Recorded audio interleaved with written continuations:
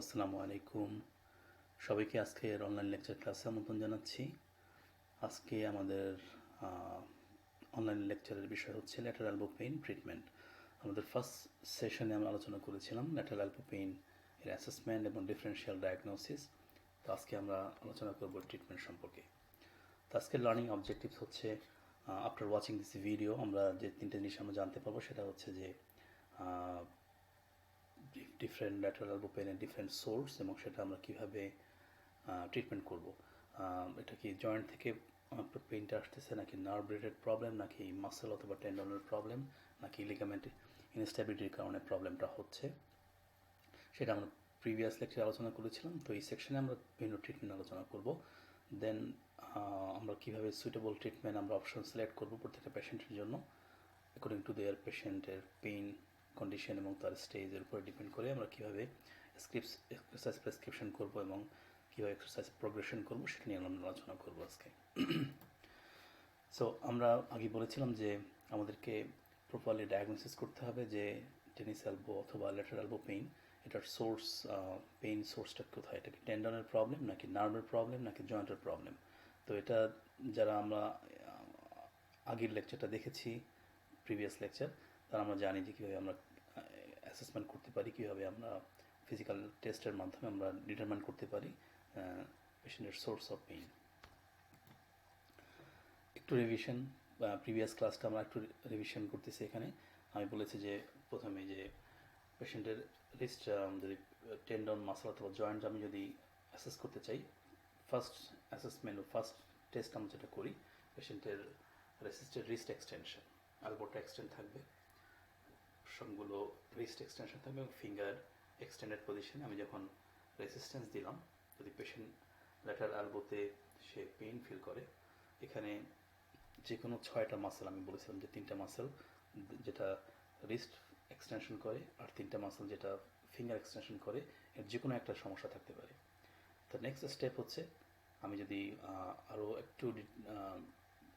একটু মোর স্পেসিফিক হই, সেক্ষেত্রে আমি যেটা করব, আমি ফিঙ্গার পেশেন্টকে বলবো যে এলবোটা এক্সটেন্ড রেখে রিস্টটাকে নিউট্রাল রেখে ফিঙ্গার ফ্লেক্স করে আমি আবার রেসিস্ট্যান্স দিব। যদি এখানে পেশেন্ট আবার পেইন ফিল করে, তাহলে আমি বলতে পারি যে তার সমস্যা তার রিস্ট এক্সটেন্সারে, মানে তার যে টেরিস এলবোর যে মাসেলগুলো, সেই মাসেলগুলো যেগুলো একটা সমস্যা থাকতে পারে।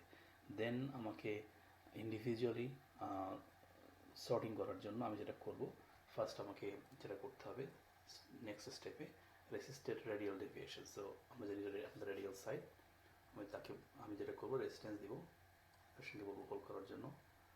তো আইসোমেট্রিক হোল্ড করে যদি পেশেন্ট পেইন ফিল করে এবং নেক্সট আমি যেটা করবো দেন আলনার ডেভিয়েশন রেজিস্ট্যান্স দিব। তো যদি এরকম হয় যে পেশেন্টের resisted radial deviation painful but ulnar deviation negative, কোনো পেইন নেই, তাহলে আমি ধরে রাখবো যে তার either ECRL, extensor carpi radialis longus, অথবা এক্সটেন্সর কার্পি রেডিয়ালিস ব্রেভিস, অথবা বোথের সমস্যা, দুইটাতেই সমস্যা। নেক্সট স্টেপ হচ্ছে যদি এরকম হয় যে তার resisted ulnar deviation painful but radial deviation pain নেই, তাহলে আমি ধরে নিতে পারি তার সমস্যা ইসিইউ বা এক্সটেন্সর কার্পি আলনারিসের সমস্যা। বা যদি এরকম হয় যে দুটাতেই পেইন, রেজিস্টেড রেডিয়াল ডেভিয়েশন এবং আলনার ডেভিয়েশন দুটাতেই তার পেইন হয় তার ল্যাটারাল এলবোতে, তাহলে আমি ধরে নিতে পারি তার জয়েন্টের সমস্যা, হিউমেরো রেডিয়াল জয়েন্টের সমস্যা। নেক্সট আমি যদি মোর স্পেসিফিক আমরা অ্যাসেস করতে চাই, তাকে আমি যেটা করবো, তাকে একই অবস্থায় তাকে এলবোটা এক্সটেন্ড রেখে রিস্টটাকে নিউট্রাল রেখে ফিঙ্গার ফ্লেক্স করে তার রেসিস্টেড ইন্ডেক্স ফিঙ্গার এবং মিডল ফিঙ্গার আমি রেজিস্ট্যান্স দিব, তাকে বলবো এক্সটেন্ড করার জন্য। যদি তার পেইন হয় তার ল্যাটারাল এলবোতে, তাহলে আমি কি সাসপেক্ট করবো, যদি তার সেকেন্ড ডিজিট রেজিস্ট্যান্সের যদি পেইন হয়, তাহলে আমি ধরবো ইসিআর এর সমস্যা। থার্ড ডিজিট রেজিস্ট্যান্সের ধরে নেবো তার ইসিআর ভিতরে সমস্যা।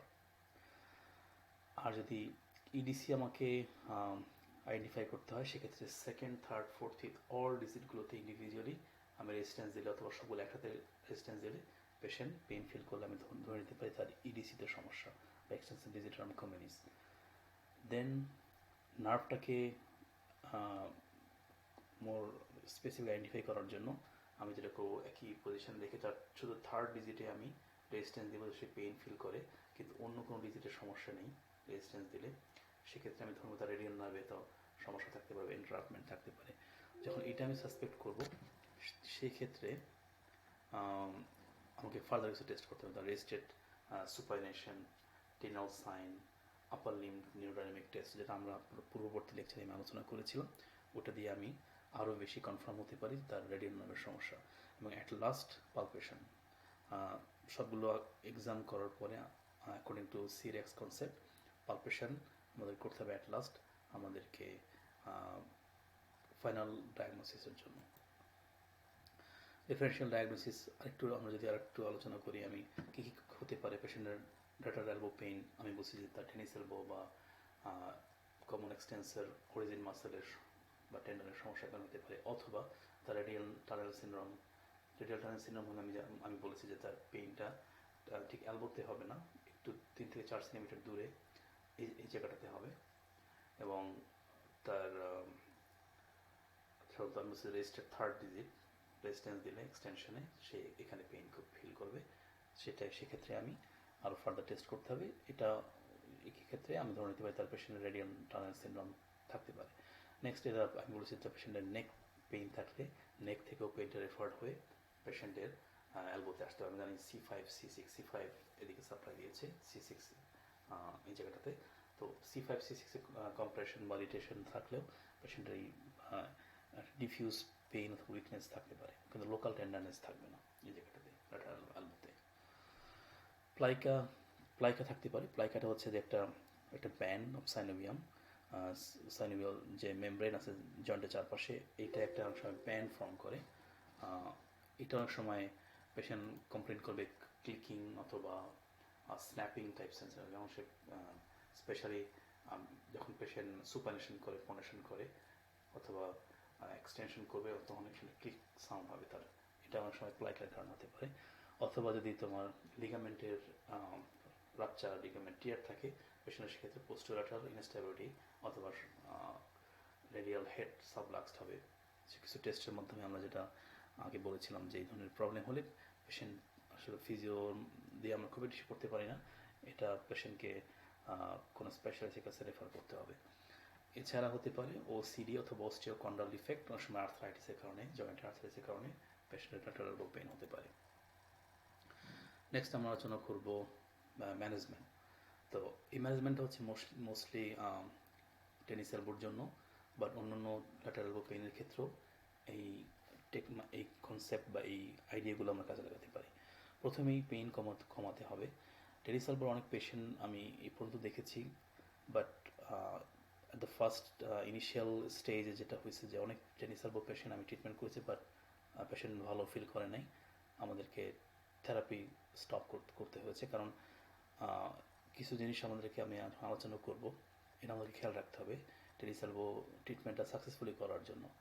কী কী কারণে হতে পারে যে আমরা যে খুব আর্লি স্টেজে পেশেন্টকে রেজিস্ট্যান্ট এক্সারসাইজ অথবা যে এক্সারসাইজগুলো পেইনফুল এগুলো আমি প্রেসক্রাইব করি, সেক্ষেত্রে পেশেন্টের প্রগনোসিস খুব ভালো হবে না। তো এই জন্য ইনিশিয়ালি যখন পেশেন্টের পেইন থাকে, আমাদেরকে পেইনটাকে আগে কন্ট্রোল করতে হবে অথবা অ্যাড্রেস করতে হবে। তো প্রথমেই PRIC আমরা জানি প্রাইস। ফার্স্ট হচ্ছে প্রোটেকশন করতে হবে, যে কোনো ফার্দার ইঞ্জুরি যেন না হয় বা পেইন এগ্রিভেশন না হয়, এই জন্য আমাকে প্রোটেকশানে রাখতে হবে, প্রোটেকশন দিতে হবে। সেটা কীভাবে আমরা দিতে পারি সেটা আমরা পরে আলোচনা করব। রেস্টে রাখতে হবে যেসব কারণে পেশেন্টের পেইন বাড়ে, যেমন কিছু ফাংশন, যেমন আমরা যেমন হ্যান্ড ইউজ করি, যেমন ইউজিং স্ক্রু ড্রাইভার, রিংিং করা অথবা কোনো হেভি লিফটিং করা, রিস্টটা বা ফোরামটা টুইস্ট করে, এই যে কাজগুলো যাতে পেইনটা বাড়ে সেটা আমাকে অ্যাভয়েড করতে হবে। পেশেন্টের পেইন কমানোর জন্য আমরা আইস ইউজ করতে পারি। কম্প্রেশন অনেক সময় আমরা ক্রেপ ব্যান্ডেজ অথবা অনেক সময় কম্প্রেশন ব্যান্ডেজ ইউজ করে ব্যথা কমাতে পারি। এলিভেশনে রাখতে হবে যদি তার পেশেন্টের পেইন থাকে বা সোলিং থাকে, অনেক সময় আমরা এলিভেশনে রাখতে পারি। ইনিশিয়াল স্টেজে অনেক সময় খুব আর্লি স্টেজে অনেক সময় ইনফ্লামেশন থাকতে পারে, সেক্ষেত্রে আইসটা ভালো কাজ দেয়। অনেক সময় অ্যান্টি ইনফ্লামেটরি মেডিকেশন যেমন ভল্টারেন জেল অথবা ন্যাপ্রক্সিন জেল আমরা লোকাল ইউজ করতে বলতে পারি, যেটা অনেক সময় পেইন কমাতে হেল্প করে।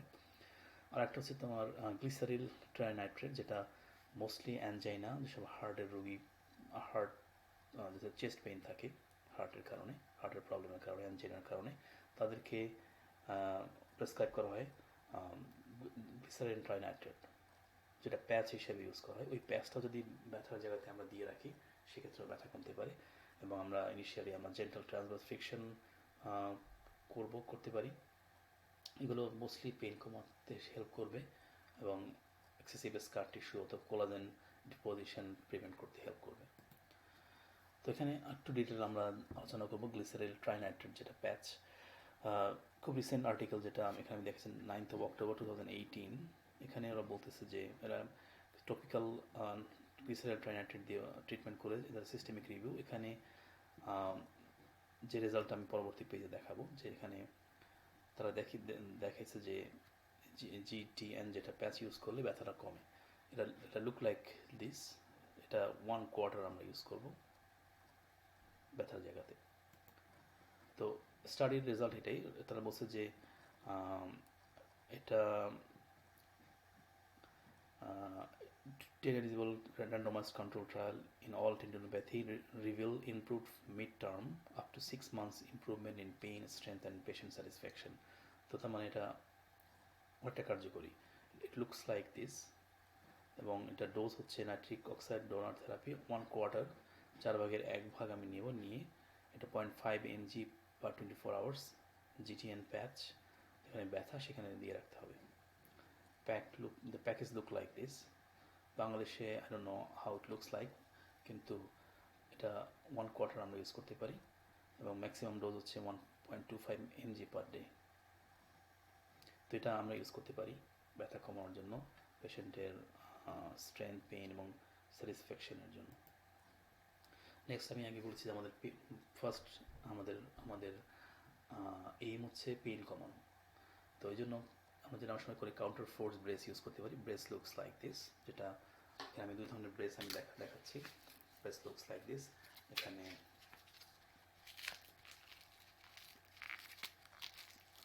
এটা এইভাবে এটা ভেলক্রো আছে, এটা অথবা আরেক ধরনের ব্রেস আছে যেটা আমরা ইউজ করি।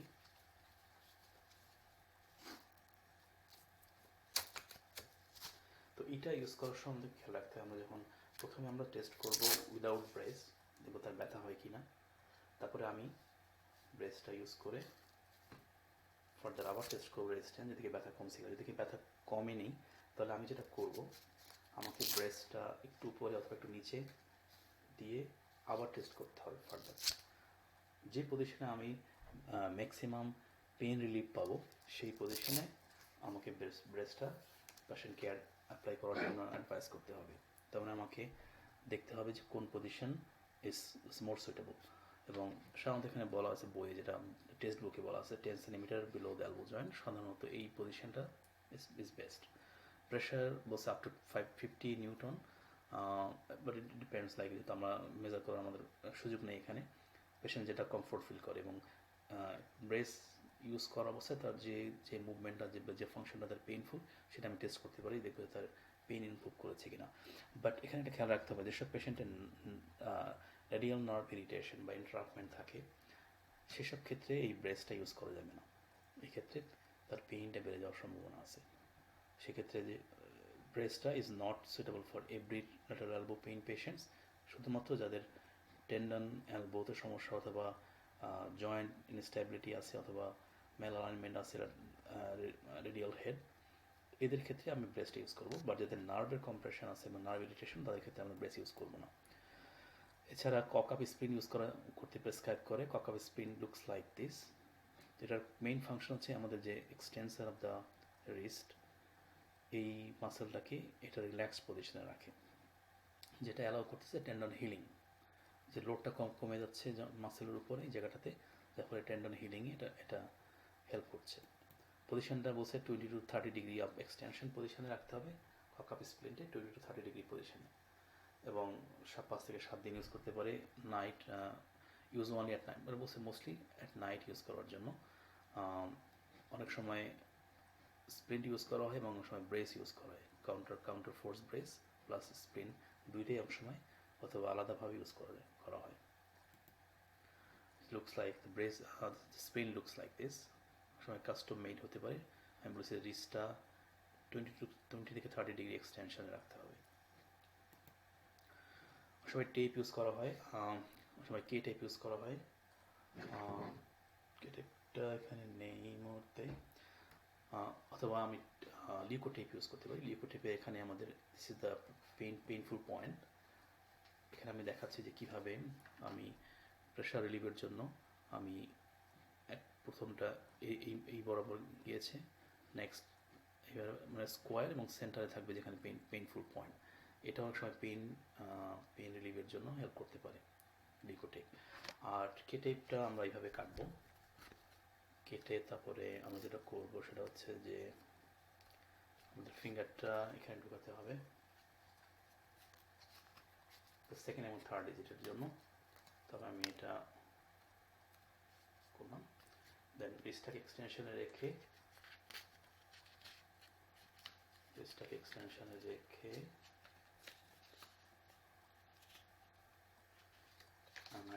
at the end there is no tension.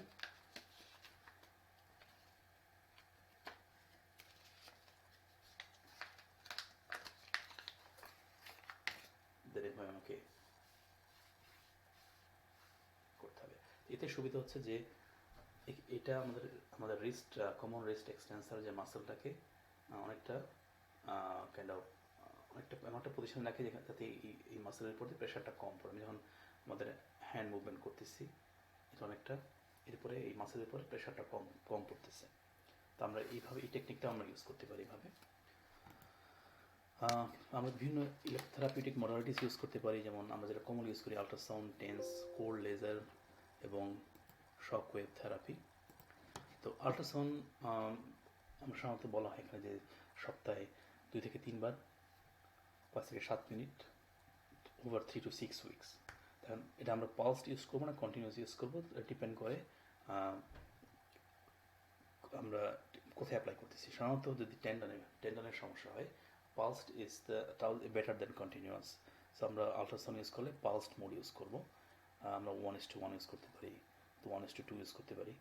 এখন আমরা 1 মেগাহার্টজ নাকি 3 মেগাহার্টজ ডিপেন্ড করবে এটা কি সুপারফিশিয়াল স্ট্রাকচার নাকি ডিপ স্ট্রাকচার। যদি টেন্ডনের সমস্যা হয় মাস্কুলোটেন্ডিনাল জাংশন অথবা টেনোপোরেস্টিয়াল জাংশনে হয়, সেক্ষেত্রে আমরা খুব লো ডোজ, যেমন যেটা সুপারফিশিয়াল সেক্ষেত্রে আমরা 3 মেগাহার্টজ ইউজ করব।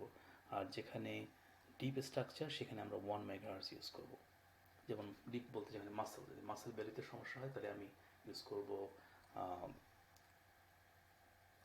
1 মেগাহার্টজ। যদি টেনোপোরেস্টিয়াল জাংশন অথবা মাস্কুলোটেন্ডিনাস জাংশনে হয় তো 3 মেগাহার্টজ ইউজ করব।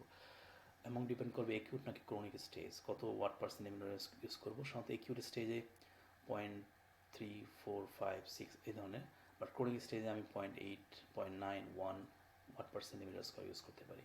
অনেক সময় আল্ট্রাসাউন্ডের সাথে আমরা অ্যান্টি ইনফ্লামেটরি জেল যেমন ন্যাপ্রক্সেন, কেটোপ্রোফেন বা ভলটারেন জেল আমরা অ্যাড করতে পারি, যেটাকে আমরা অনেক সময় বলি ফোনোপোরোসিস। এটা অনেক সময় হেল্প করতে পারে, অথবা হাইড্রোকর্টিসন জেলও ইউজ করাতে পারে। টেন্স ইউজ করলে হাই ফ্রিকোয়েন্সি, যেমন আমি যেটা করি 80 হার্জ বা 100 হার্জ ইউজ করি আমি, এবং 200 মাইক্রোসেকেন্ড ইউজ করি সাধারণত 15 থেকে 20 মিনিট। তবে অবশ্যই খেয়াল রাখতে হবে যেন এটা স্ট্রং বাট সাবনক্সিয়াস, যেন পেইনফুল না হয়। Strong stimulation but non painful ইন্টেন্সিটিতে আমাকে ইউজ করতে হবে। কোল্ড লেজার রিসার্চ স্টাডিতে দেখা গেছে এটা হেল্প করে, 904 ন্যানোমিটার এই ওয়েভ লেন্থে ইউজ করতে হবে। শক ওয়েভের ব্যাপারে খুব বেশি রিসার্চ নেই, বাট ক্লিনিক্যালি দেখা গেছে এটা it is helpful but is not yet proven by kind of relevant strong studies. তবে এগুলো আমাদের option, ultrasound, TENS, cold laser, shock wave therapy, এগুলো আমরা ইউজ করতে পারি আমাদের ক্লিনিকে। নেক্সট আমি কয়েকটা টেকনিক আলোচনা করব। তো টেনিসের বোর্ড বেস্ট অ্যাসেসমেন্ট এবং বেস্ট ট্রিটমেন্ট হচ্ছে সিরেক্স কনসেপ্টের মাধ্যমে। আমরা যারা কোর্স করেছি সিরেক্স, আমরা জানি কীভাবে অ্যাসেসমেন্ট করতে হয়, কত প্রিসাইসলি আমরা অ্যাসেসমেন্ট করতে পারি সিরেক্স কনসেপ্টের মাধ্যমে। তো আমি কয়েকটা ভিডিও দেখাবো। তাই আমি বলছি যে ইনিশিয়ালি ট্রান্সভার্স ফ্রিকশন মাসেল আমরা ইউজ করতে পারি একিউট স্টেজে 2 থেকে 4 মিনিট, আর যদি ক্রনিক কেস বা পারসিস্টেন্ট কেসে আপ টু 10 to 15 মিনিটস পর্যন্ত অ্যাপ্লাই করা যেতে পারে। সো তো ফার্স্ট ইনিশিয়াল স্টেজে আমি বলেছি 2 থেকে 4 মিনিটস। তো ডিপেন্ড করতেছে কোন এরিয়াতে, কোন আর কি মাস্কুলোটেন্ডিনাস নাকি মাসল বেলি নাকি মাস্কুলোটেন্ডিনাস জাংশনে। তো আমরা একটা ভিডিও দেখব, ভিডিওতে আমরা দেখব কীভাবে আমরা এই টেকনিকগুলো ইউজ করতে পারি।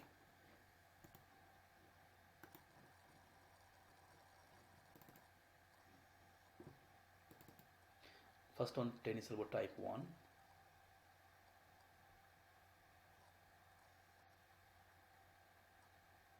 The starting position is 90 degrees elbow flexion and supination.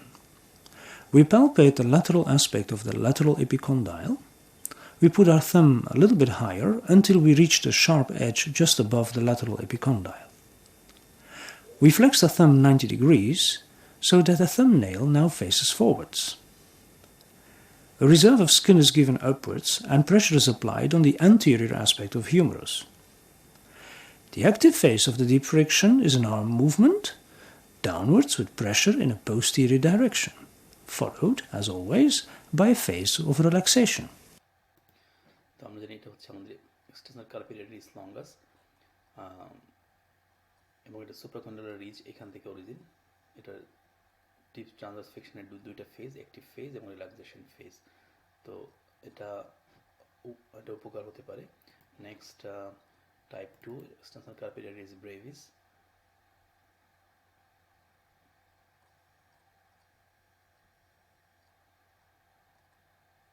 The starting position is 90 degrees flexion and supination. The therapist's thumb is 90 degrees flexed with the tip of the thumb lateral to the lateral epicondyle. The structure lies at the front of the epicondyle, therefore he brings his thumb now onto the anterior aspect of the bone. The other fingers act as a fulcrum at the medial side of the elbow. The active phase of the deep friction is a translation movement at the front of the lateral epicondyle, with pressure applied in a medial downward direction.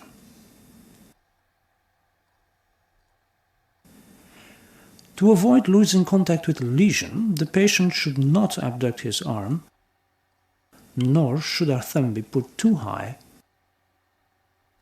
or too flat. Using a layer of cotton wool between finger and skin could be used to prevent damage to the skin.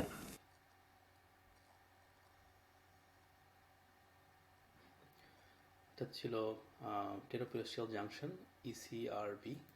Next ECRB type 3, এটা body of the tendon. The starting position is 3/4 of extension and pronation. We have to check two localizations: the tendon level with the joint line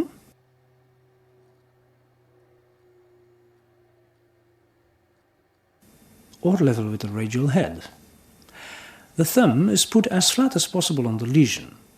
A reserve of skin is taken in a medial direction, pressure is applied, and the active phase of the deep friction is a movement in a lateral direction.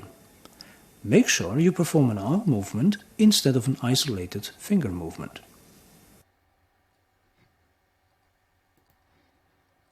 Next, tennis elbow type 4. এটা হচ্ছে muscle বেলিতে, extensor carpi radialis brevis. The starting position is 90 degrees flexion and supination. Level with the neck of the radius, a pinching grip with all fingers is used. We pinch the muscle belly.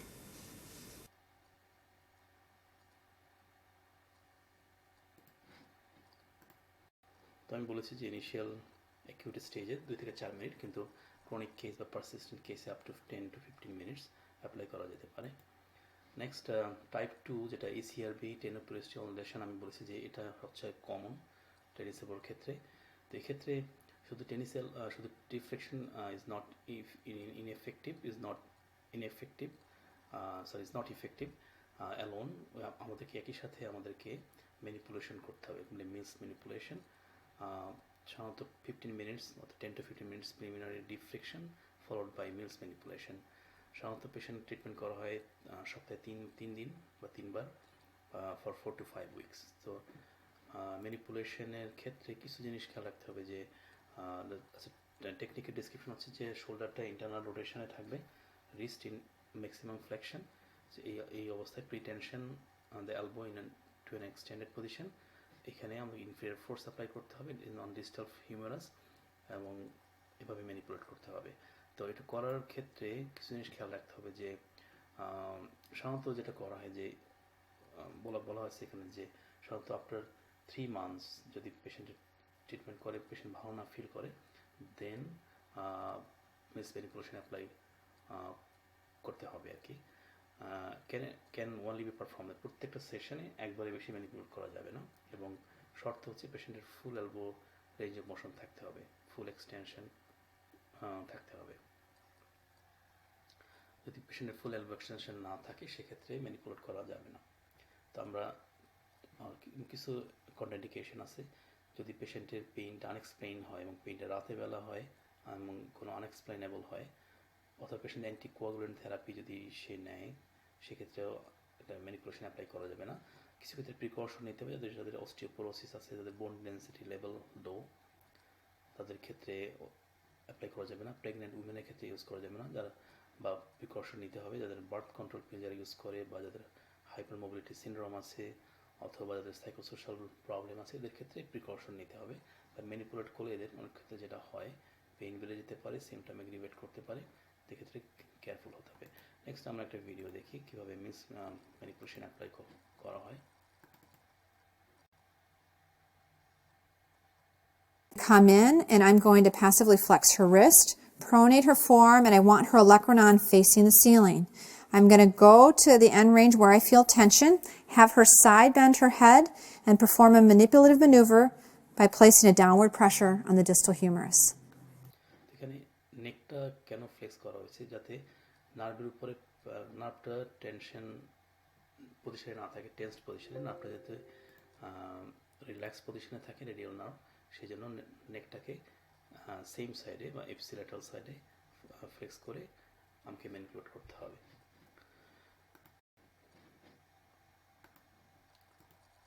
Next আমরা আলোচনা করব instrument assisted soft tissue technique বা mobilisation. তো এটা কেন করা হয়, এটা এখানে বলা টেক্সট বুকে যেটা বলা আছে যে এটা increase fibroblast proliferation and activation, যেটা হিলিং প্রসেসে হেল্প করবে। বেটার ফাইবার অ্যালাইনমেন্ট, যাতে ফাইবারের যে বা কোলাজেন ফাইবারের যে অ্যালাইনমেন্টটা যেন কারেক্ট থাকে, যেটা যেন ম্যান অ্যালাইন পজিশনে না থাকে। স্ট্রঙ্গার অ্যান্ড স্টিফার লিগামেন্টস এবং rate of healing of ligament এটা ইনক্রিজ করতেছে এবং ব্লাড পারফিউশন বাড়াচ্ছে এবং স্টিম সেল মোবিলাইজ করতেছে সার্কুলেশনের মাধ্যমে, যাতে সার্কুলেশন ইনক্রিজ করতেছে, স্টিম সেল মোবিলাইজ হচ্ছে, যার ফলে তার হিলিং প্রসেসটা দ্রুত হচ্ছে। অনেক ক্ষেত্রে দেখা গেছে যে ISTM shown to be more effective than traditional physiotherapy. সেক্ষেত্রে আমরা বলবো যে আইএসটিএম আমাদেরকে অবশ্যই অ্যাপ্লাই করা উচিত। যদি আমরা ট্রেন থাকি বা আমাদের ইনস্ট্রুমেন্ট থাকে আমাদেরকে অবশ্যই আইএসটিএম ইউজ করতে হবে। তো আমি একটা ভিডিও দেখাচ্ছি আমরা কীভাবে আইএসটিএম ইউজ করতে পারি।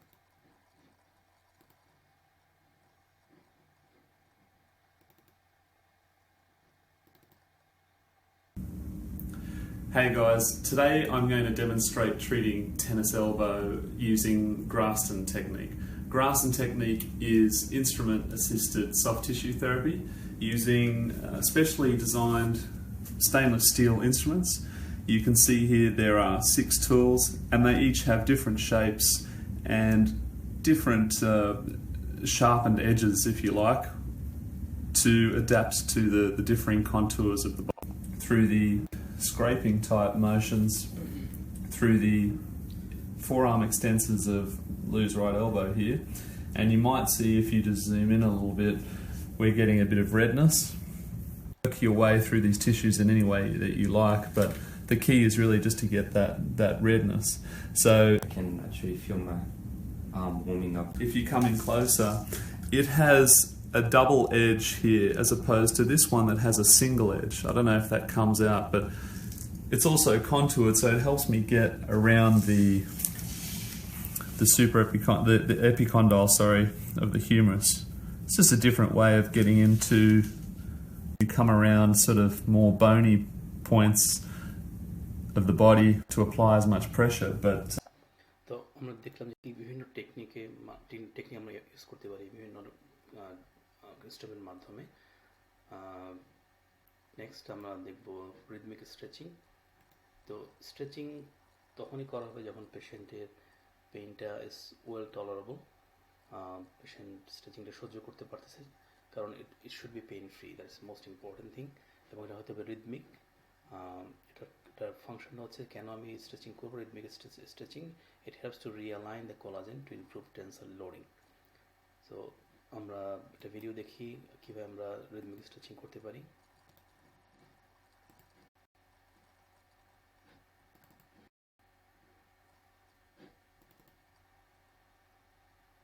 Physiologic response, and then follow up with rhythmic stretching to be able to help those collagen fibers line up along the lines of stress to improve their tensile loading ability. So what we're going to do now, if the patient has just the ECRB involved and not the EDC, you can have their fingers relaxed where you're coming in. You're going to place the wrist in flexion and ulnar deviation and coming across. And I recommend having the patient tilt their head toward that side. So rhythmically what we're doing, it looks like this. It's coming down and back up, and that's the rhythmic stretch that we're working on. Now, if the patient has the EDC involved as well, I would recommend having all their fingers curled in, then they relax their hand and they use their other hand to keep their fingers in a curled position, coming in and rhythmically stretching here. So we want them to do this 2 to 3 times a day. And ideally, you don't want to provoke pain. So it's important that it's pain-free, it's rhythmic, and they do it, especially like the first time when they get up in the morning is a great time to do this, and then 2 times later in the day. If they have a radial nerve issue, then we want to make sure we're not winding up the radial nerve as we do this. So instead of being in forearm pronation, now we're going to be in a supinated position. And we're doing that same stretch with our head tilted to the side. So here we are. Okay, good. সুতরাং এখানে আপনি যদি খেয়াল রাখতে হবে যে EDC involve থাকলে আমরা ফিঙ্গারগুলো ফ্লেক্স করব, জয়েন্টগুলো ফ্লেক্স করে নিব, আর যদি নার্ভ ইনভলভমেন্ট থাকে তাহলে টুইস্টিং করা যাবে না। সো এই দুইটা আমাদেরকে অবশ্যই খেয়াল রাখতে হবে। Next, sub maximal pain free multi angle isometrics. Again, কখন আমি এটা অ্যাপ্লাই করা শুরু করব, আমি আগে বলছি যে প্রথমে যে পেশেন্টের এক্সারসাইজ প্রেসক্রিপশন বা এক্সারসাইজ প্রোগ্রেশন ডিপেন্ডস অন পেশেন্টের পেইন কন্ডিশন। এমন কোনো এক্সারসাইজ দেওয়া যাবে না যেটা পেশেন্টের পেইন ইনক্রিজ করে। তো আইসোমেট্রিক্স তখনই আমরা দিব যখন is nearly pain free at রেস্টে কোনো পেইন নেই, এবং যখন তার নর্মাল ফাংশনাল অ্যাক্টিভিটিস সে করে, only minimal pain with light functional activities যদি তার থাকে, সেই ক্ষেত্রে শুধুমাত্র আইসোমেট্রিক্স আমরা শুরু করব। যেখানে পেইন অনেক বেশি সিভিয়ার অথবা কাইন্ড অফ ভেরি ব্যাড, সেক্ষেত্রে আমরা এই এক্সারসাইজ শুরু করব না, আমাদেরকে ওয়েট করতে হবে আনটিল দ্য পেইন সাবসাইডস এবং এটা very minimal. So multiple isometric strengthening, it looks like, for example, আমি যদি initially আমরা সাধারণত wristটাকে flex position এ আমরা isometrics দেই। At the beginning the wrist should be in extended position. The wrist actually in the shortened position এ প্রথমে আমি isometrics দিব। তারপরে after 1 or 2 days আমি তাকে wristটাকে neutral position এ দিব। Then after a few days wristটাকে flex position A isometrics resistance exercise করতে বলবো। তো এটা করা হয় 5 repetitions, initial stage 5 repetitions সে হোল্ড করবে 6 second, then increase to 15 to 20 repetitions সে প্রতিদিন 2 থেকে 3 বার করতে পারে। তো বাট অল ডিপেন্ডস অন পেশেন্টের পেইন কন্ডিশন, এবং আমি বলছি লো ইন্টেন্সিটি আইসোমেট্রিক্স এটা কোনোভাবেই পেইনফুল হবে না। Next, movement with mobilization. আমরা জানি, যারা মালিগান কোর্স আমরা করেছি আমরা জানি এই, এবং রিসার্চে দেখা গেছে যে this technique is very effective for tennis elbow. Arm position, পেশেন্টের আর্মটা হিউমারাসটা internally rotated, elbow extended and forearm pronated. তার one hand stabilise, patient therapist এক হাত দিয়ে তার ডিস্টাল হিউমারাসটাকে স্টেবিলাইজ করবে, আর অন্য হাত দিয়ে সে তার ডিস্টাল ফোরআর্মটা স্টেবিলাইজ করবে। দেন সে বেল্টটা সিকিউর করবে just distal to the joint line, elbow জয়েন্টের লাইনের ডিস্টালি খুব close to the joint line 2 centimetre distal মেডিয়াল epicondyle, তখন সে গ্লাইড করবে, ল্যাটারাল গ্লাইড করবে। এবং ল্যাটারাল গ্লাইড করা অবস্থায় আমি তার মুভমেন্ট টেস্ট করতে পারি, তার যে পেন, তার যে ইনিশিয়াল যে টেস্টগুলো পজিটিভ ছিল, যেমন ধরুন ফিঙ্গার এক্সটেনশন অথবা গ্রিপ, কেন স্ট্রং গ্রিপ অথবা রিস্ট এক্সটেনশন, যেগুলো পেইনফুল ছিল, আমি যখন ল্যাটারাল গ্লাইড অবস্থায় আমি যে টেস্টগুলো করবো, দেখি তার পেইন, সে কমপ্লিটলি পেইন ফ্রি অথবা ভেরি মিনিমাল পেইন, তখন আমি বুঝতে পারবো যে এই টেকনিকটা ইফেক্টিভ। তখন আমি 6 to 10 রিপিটেশনস আমি অ্যাপ্লাই করতে পারি। আচ্ছা, আমরা একটা ভিডিও দেখবো, ভিডিওটা আমরা দেখবো কীভাবে আমরা এটা অ্যাপ্লাই করতে পারি।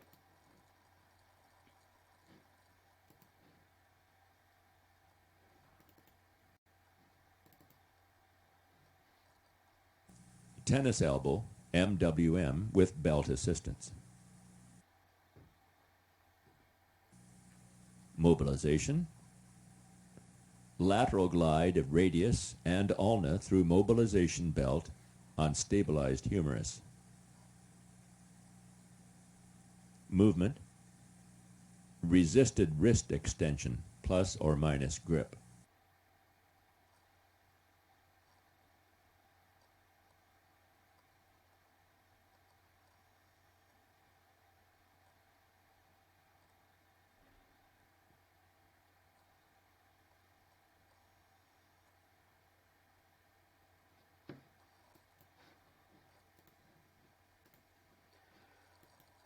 নেক্সট পেশেন্টকে আমরা বাসায় করার জন্য বলতে পারি সেলফ MWM। আমরা যারা, আমি বলেছি যারা আমেরিকান কোর্স করেছি, আমরা জানি এটা কীভাবে অ্যাপ্লাই করতে হয়। সাধারণত ডিস্টাল পার্ট অফ দ্য হিউমারাসটাকে স্টাবিলাইজ করতে হবে, দেন সে তার অন্য হ্যান্ড দিয়ে সে ল্যাটারাল গ্লাইড করবে ক্লোজ টু দ্য জয়েন্ট, এবং তারপর সে ফোর্সফুল গ্রিপ করতে পারে বা তার পেইনফুল যে মুভমেন্টগুলো সে করতে পারে, যেটা এখানে এই পজিশনে এটা পেইন ফ্রি হবে অথবা very much less pain free হতে হবে, লেস পেইনফুল হতে হবে। সাধারণত যদি সে এই পজিশনটা সে দেখে যে তার পেইনটা অনেক কম বা নো পেইন, দেন সে 10 টাইমস করবে repetition, 3 to 5 sessions a day, সেভাবে সে করতে পারে। অথবা অনেক সময় আমরা টেপিং করি, এটা মালিগান অ্যাপ্রোচে আমরা টেপ করি, lateral glide, lateral head humerus, sorry রেডিয়াসের প্রক্সিমাল যে পার্টটা, এটা আমি ল্যাটারাল গ্লাইড করে টেপিং করে দেবো, সেক্ষেত্রেও তার পেইন সে কম ফিল করতে পারে।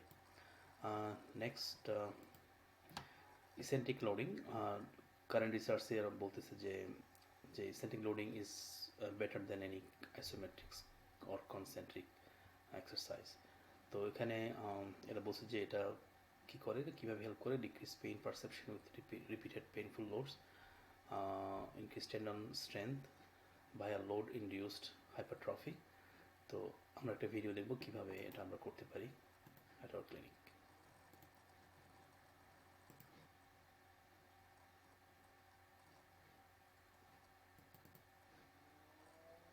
Plus আরো কিছু আমরা ভিডিও দেখব এখানে কিভাবে concentric. This is going to be a video on rehab exercises for lateral epicondyligia, also known as tennis elbow as well. Number 1, wrist extensions. Have your patient sit with the forearm in pronation and supported on his thigh or any other surface. The elbow should be flexed to around 60 degrees. Then perform simple dumbbell curls in a controlled manner.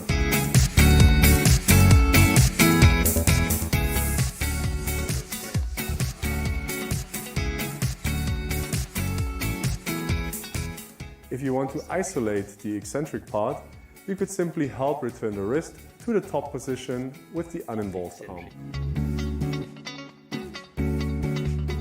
আমি অন্য হাত দিয়ে আমি assist করতেছি এবং wrist extended পজিশনে রেখে তাকে এসেন্ট্রিক লোডিং দিচ্ছি কমন এক্সটেন্সর অরিজিনে, বাট খেয়াল রাখতে হবে। Number 2, wrist extension with a twist bar. With the elbow flexed to 90 degrees, the patient holds onto the bottom end of the twist bar in maximum wrist extension. With the uninvolved arm, the patient grabs the top of the twist bar with the palm facing away and maximally flexes the wrist, while the involved wrist is held in extension. Then the patient brings his arms in front of the body with both elbows in extension and slowly lets the twist bar untwist by allowing the involved wrist to move into eccentric wrist extension. If you want to isolate the eccentric part of the exercise, move into the starting position and start over. The uninvolved side is trained anchor and elastication for the concentric part to the elastic band in maximal pronation and steps away from the anchor so that the band is under tension. Then the patient is asked to perform controlled supination for the concentric part and resists rotation of the forearm into pronation again for the eccentric part. Concentric, eccentric both ways. আমি supinator strength বাড়াচ্ছি।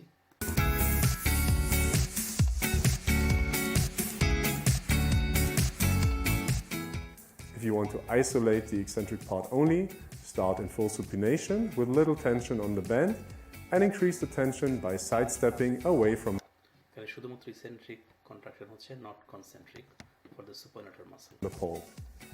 Then rotate 180 degrees into the palms down position to allow eccentric supination. Afterwards, step back toward the anchor and return to the starting position.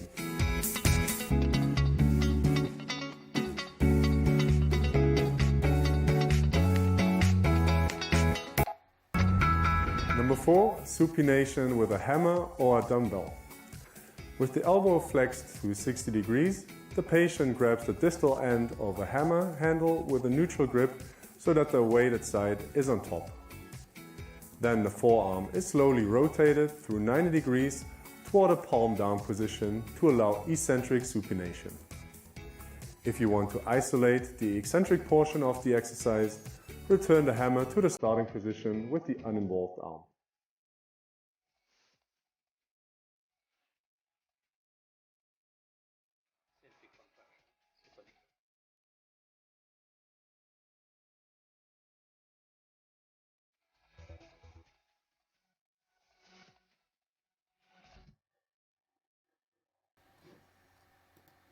তাহলে আমরা দেখলাম এখানে কিভাবে eccentric supination with hammer, eccentric supination with elastic band আমরা করতে পারি।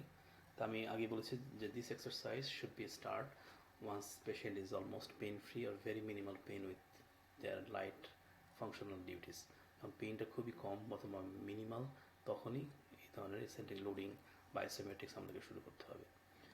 Research স্টাডিতে এরা দেখা গেছে যে eccentric is better than any isometrics, isokinetic অথবা concentric exercises. A protocol of eccentric exercise performed for 3 sets of 10 to 15 repetitions daily for 6 to 12 weeks has the best current supporting evidence. 2012 study. Next আমরা ART apply করতে পারি, active release technique, যেটা clinician যে manually compressive force apply করে painful এরিয়াতে, যেটা excuse me, যেটা সময় যেটা টেন্ডনের ক্ষেত্রে যেটা কোলাজেন ফাইবার অ্যালাইনমেন্টে হেল্প করে, তারপরে পেইন কমাতে হেল্প করে। দেন আমি জাস্ট একটা ভিডিও দেখাবো quickly.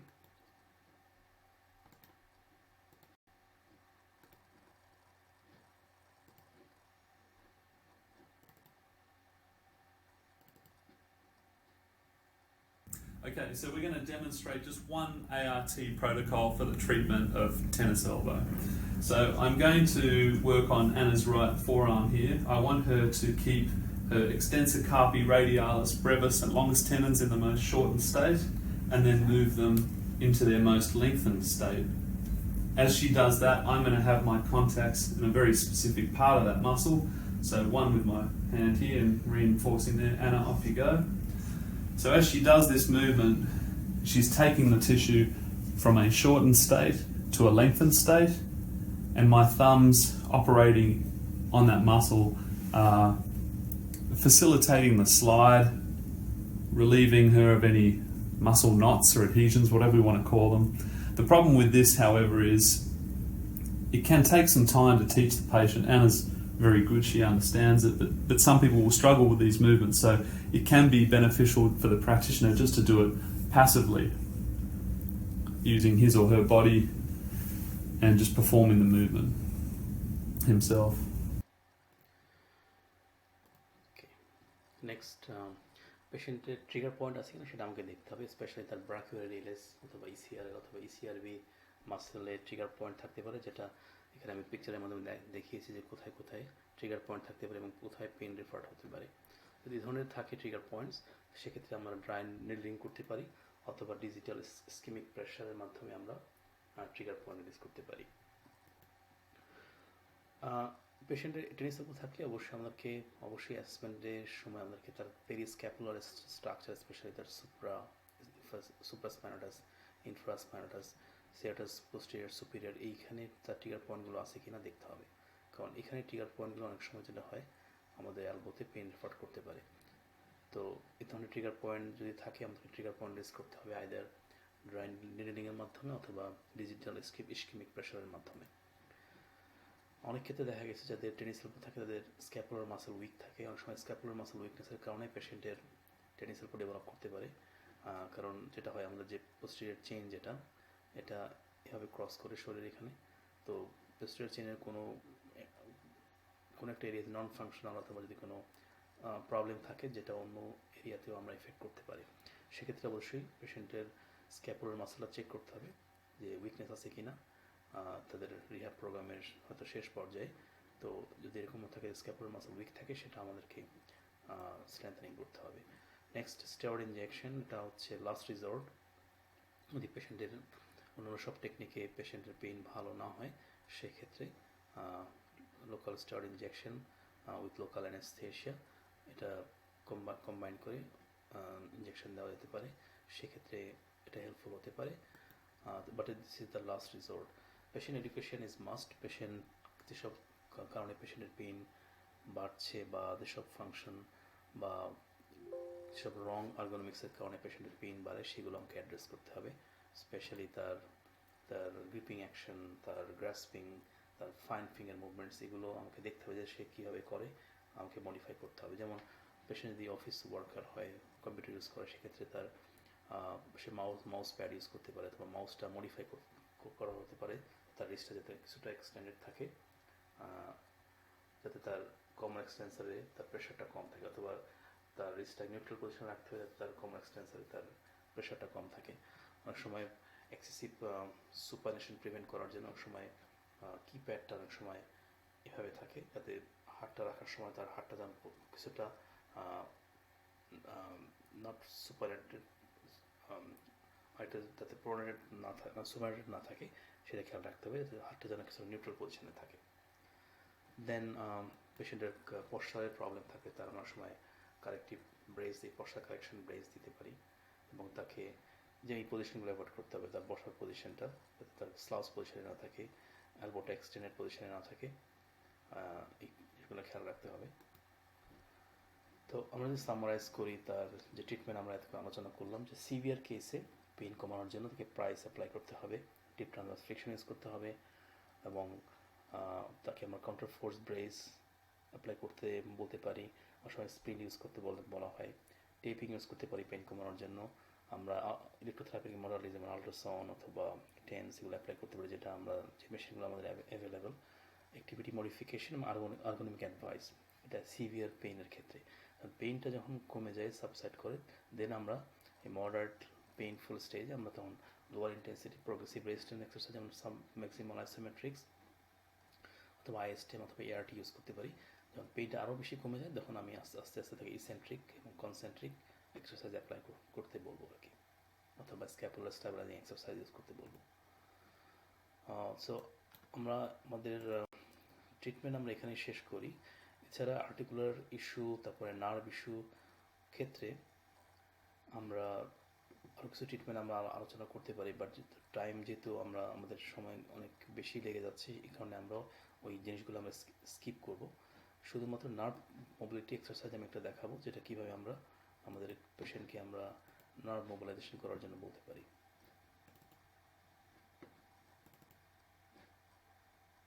We're going to still keep our proximal ipsilateral scapular elevation, cervical side bending, but now we're going to add elbow motion to it. So what this is going to look like is like a turtle scooping sand at the beach. So as I come out in tension distally, I'm placing the nerve on slack proximally. Here we go. Nice and slow. And I tell them it's like it's slow, like you pretend you're at the beach, gently pushing sand, slow rhythmic motion, making sure they don't have any of that pain or reflexive muscle guarding. And it's So patient যদি nerve test তার যে radial nerve test positive হয় সেক্ষেত্রে আমরা পেশেন্টকে এইভাবে neural mobilisation করতে বলতে পারি।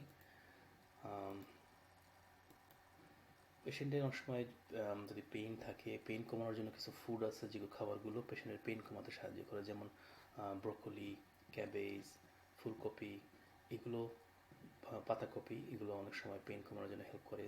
অনেক সময় বিভিন্ন সামুদ্রিক মাছ যেমন টিউনা, স্যালমন, তারপরে চেরি, তারপরে হলুদ, টার্মারিক, খাবারে টার্মারিক দিলে সেটা অনেক সময় পেইন কমাতে হেল্প করে। Olive oil, avocado, vitamin C, this are all good for to ease pain.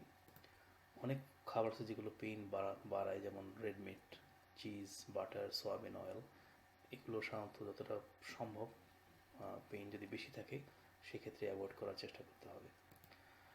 ব্যথা বাড়িয়ে যে খাবার, যে ব্যথা কমিয়ে দিয়ে যে খাবার, সেগুলোর একটা ভিডিও আমাদের প্রফেসর আলতাফ সরকার স্যার, উনি ইউটিউবে দুইটা ভিডিও আছে ওনার। আমি সবাইকে রিকমেন্ড করব যে দুইটা শর্ট ভিডিও ক্লিপস দেখার জন্য। উনি ওখানে বাংলাদেশে যেসব খাবারগুলো অ্যাভেলেবেল, যেগুলো খেলে ব্যথা কমে, যেগুলো খেলে ব্যথা বাড়ে, ওটার একটা খুব সুন্দর দুইটা ভিডিও উনি আপলোড দিয়েছেন। আমি আশা করব আমরা সবাই ভিডিও দেখব, যাতে আমরা পেশেন্টকে আমরা খাবার রিকমেন্ড করতে পারি। তো শেষে আমি যেটা বলবো যে আমরা যে ট্রিটমেন্টগুলো আলোচনা করলাম, তো এগুলো আমরা বিভিন্ন টেকনিক আমি আলোচনা করেছি, বাট কোন টেকনিক আমি অ্যাপ্লাই করবো ইট ডিপেন্ডস অন পেশেন্টের কন্ডিশন, পেশেন্টের পেইন লেভেলের উপরে। আমরা তো 5-7টা বা 10টা বিভিন্ন টেকনিক আলোচনা করেছি। সব টেকনিক অ্যাপ্লিকেবল না সব পেশেন্টের জন্য। আমাদেরকে এর মধ্যে যেটা বেস্ট আমি মনে করি পেশেন্টের জন্য অ্যাপ্লাই করলে ভালো হবে, আমাদেরকে সেটা অ্যাপ্লাই করতে হবে। যদি সেটা কাজ না হয়, নেক্সট আমি অন্য একটা টেকনিক আমি অ্যাপ্লাই করতে পারি। টেনিস এলবোর ক্ষেত্রে অবশ্যই আমাদেরকে রেডিয়াল নার্ভের কথা মনে রাখতে হবে, যে রেডিয়াল নার্ভটা ইনভলভ আছে কি নাই। কারণ আমি বলছি যে টেনিস এলবো ব্রেস ইউজ করলে রেডিয়াল নার্ভ ইনভলভ থাকলে ব্যথাটা খুব বেড়ে যায়। এসব ক্ষেত্রে পেশেন্টের পোস্টোলেটার ইনস্টেবিলিটি থাকে, যেমন আমি আমাদের অ্যাসেসমেন্টে আলোচনা করেছিলাম, তাদের পজিটিভ পুশ আপ টেস্ট অথবা চেয়ার টেস্ট পজিটিভ। এদের ক্ষেত্রে যেটা হয়, তাদের পোস্টোলেটার লিগামেন্ট ইনস্টেবিলিটি থাকে। এইসব ক্ষেত্রে ফিজিওথেরাপি খুব একটা কাজ হয় না, এদের সার্জিক্যাল ইন্টারভেনশন দরকার হয়। সেই জন্য আমাদেরকে অবশ্যই পেশেন্টকে কোনো এক স্পেশালিস্টের কাছে বা অর্থোপেডিক সার্জনের কাছে রেফার করতে হবে।